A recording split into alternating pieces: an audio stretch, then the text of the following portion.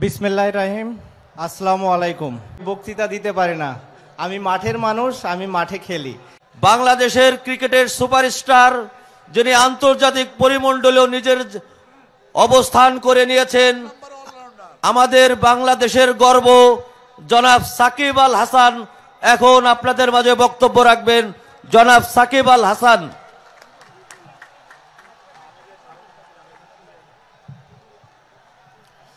বিসমিল্লাহির রহিম। আসসালামু আলাইকুম। ফরিদপুরবাসী কি ভালো আছে? আলহামদুলিল্লাহ। আমি প্রথমেই ক্ষমা চেয়ে নিচ্ছি যদি বক্তৃতায় কোনো ভুল হয়। আমি বক্তৃতা দিতে পারি না, আমি মাঠের মানুষ, আমি মাঠে খেলি। সো আপনারা ক্ষমা সুন্দর দৃষ্টিতে দেখবেন যদি আমার কোনো ভুল হয়। বাংলাদেশ আজ এগিয়ে যাচ্ছে, ক্রিকেট থেকে শুরু করে প্রতিটা দিকেই। আমি যেহেতু ক্রিকেটের মানুষ, আমি চাই ক্রিকেট নিয়েই কথা বলতে। মাননীয় প্রধানমন্ত্রীর নেতৃত্বে আমি মাগুরা 1 আসনের নৌকার প্রার্থী। মাগুরাবাসী আমার জন্য দোয়া করছে, আমি আশা করছি মাগুরাবাসী আমাকে ভোট দিবে। শুধু মাগুরাবাসী না, আমি চাই বাংলাদেশের প্রতিটা আসনেই যারা নৌকার টিকিট পেয়েছে তারা সবাই যেন জয়লাভ করে এবং আপনারা তাদেরকে ভোট দিবেন। আমি চাই ফরিদপুরের 4টা আসনই যেন নৌকা জয়লাভ করে। কি করবে তো জয়লাভ? আপনারা হাত তুলে একটু দেখাবেন নৌকায় ভোট দিবেন কিনা। ধন্যবাদ আপনাদের সবাইকে।